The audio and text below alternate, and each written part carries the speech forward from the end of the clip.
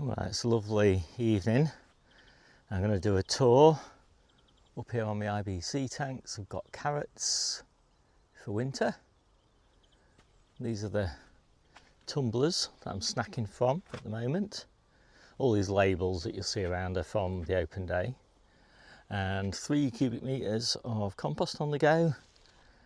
All these structures have got squash on them. I think we've got 19 crown princes at the moment, which look like they might make it. Maybe not all of them will make it. Underneath here we've got the Brussels sprouts, they're looking pretty good. Got some nice sprouts forming down the bottom there. I've got the net on here, just clipped on, just to keep the pigeons off.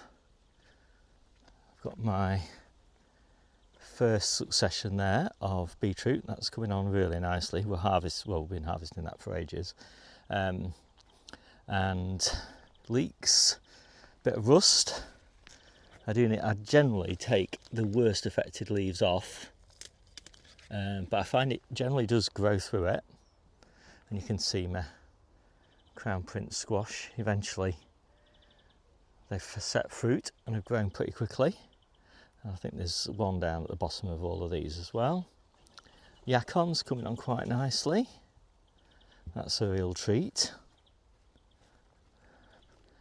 And sawfly's taken all my gooseberry leaves, as always, every year. They always come back okay. Just taken the nets off these. These are cauliflowers, calabrese, Savoy cabbage, purple sprouting broccoli, winter carrots and spring carrots. They're looking pretty good, they're sized up quite nicely now. They won't grow a huge amount from now on, but they will grow a little bit. The Sarpo Axona potatoes, which have done really well, and the Sarpomira, which have run really badly. Quite a few of them have actually died. I've had to take them out. The others are just sort of clinging on. I'm not too devastated, partly because I've got plenty of potatoes, but also just because it'd be quite nice to harvest this bed and get it replanted before September. Apples, not so bad. All these containers that you'll see sort of scattered around, these are just full of potatoes. I've nearly finished with my early red cabbages. So these are the ones we've been harvesting these down here since June. And yeah, they're a reasonable size. These are the ones we started back in the middle of September, or towards the end actually, probably of September. So we only get through 1 red cabbage a week, so I've got 4 red cabbages there, and then obviously we'll switch over to our main crops. And I've been gradually planting up this bed with salad onions, and I'll plant down the middle as well with something, maybe not salad onions, maybe turnips or something like that, we'll see. These are the summer carrots, but the spring carrots did so well that I haven't really got through that many of them. I've got through a few. I'll just pop up a harvest video so you can see some of the carrots over the last few weeks. But yeah, I'll work my way through here. I'll probably go all the way through now until well into autumn with this carrot bed, which will give me a bit of flexibility with the winter carrot bed. Maybe start that a little bit later. And those are the main storage beets. They've got a lot of growing still to do, but I don't take those out until October. And well, let me just open up these pepper beds. So I've got 3 beds of peppers. They're all looking absolutely top notch, and I don't just mean the actual fruits themselves, which are looking really lovely, but just the health of the plants. They're just looking really good. I'm really happy with them, and you know, it's in stark contrast to the ones in the greenhouse, which have just been too hot, and they've really suffered for it. So yeah, so there's that bed and this bed, which is looking lovely. And you know, just show you just a few of the fruits. They're really big. I'm very happy with them. I've got some reds here. See, really good size. That's not actually the biggest one. I've got bigger ones than that. So yeah, really happy with all of these. And I've got loads and loads of these little sweet ones as well. Lemon Dream. Yeah, peppers have been great this year. And then hidden behind these peppers, I've got my first few Asian greens. I'm just going to pop a net over those, and some more salad onions. Yeah, while I'm here then, so I've got more squash. You can see, hopefully see all these squash all over the place, sort of scattered around on these climbing frames, and they're all, yeah, I mean, I was a bit worried about the squash probably on the last tour. I was thinking I'd hardly got any fruit set, and then like in the last month, everything's set fruit, everything's grown really fast because there's just been so much leaf to support all that growth. I've just taken out a lettuce bed here and just put another lettuce bed in here interplanted with salad onions. I don't mind doing that. You know, that lettuce bed had only been in for a couple of months, and obviously like lettuce can be in for 6 months or so over winter, so that's no problem. And then here I've got my ever-bearing strawberries. I keep snacking on those every day. And yeah, not everything's doing well. So I've taken the melons out of this bed and put radicchio in here. Still got a few melon beds.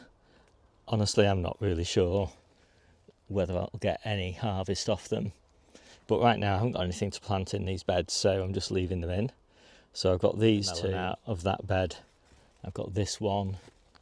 It's got a few melons in it. This one's probably the furthest on. I might get a bit of a harvest off this one. One extremely feeble watermelon plant with an actual watermelon on it. You can see it there. And that one, there's nothing. So yeah, it's been a running disaster story really, the melons, both in here and in the polytunnel. Just that really cold June just did for them all. I need to get these onions processed now, and these shallots, and more onions in there, and down there, and down there, and plenty more at home. Asparagus has grown on really nicely,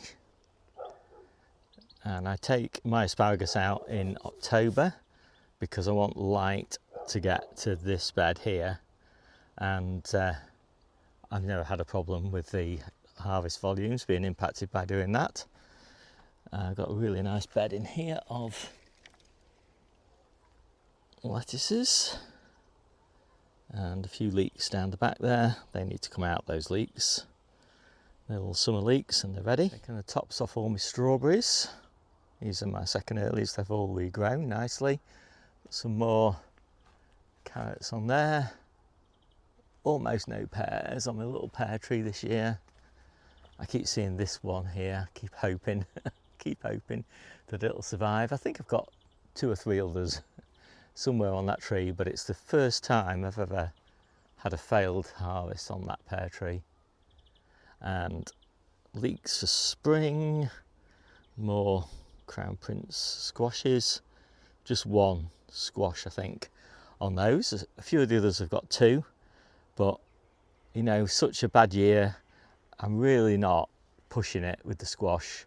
I'm generally taking any little ones off now, just to make sure I do get these ones to maturity. And, yeah, this is my little seating area.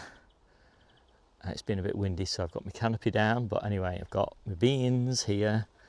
I've got those spare tomato plants, which I haven't pruned intentionally. I've just sort of left them to go a bit wild because I just wanted to see what happened really to the yield, and I don't know yet because there are fruits on there but not many.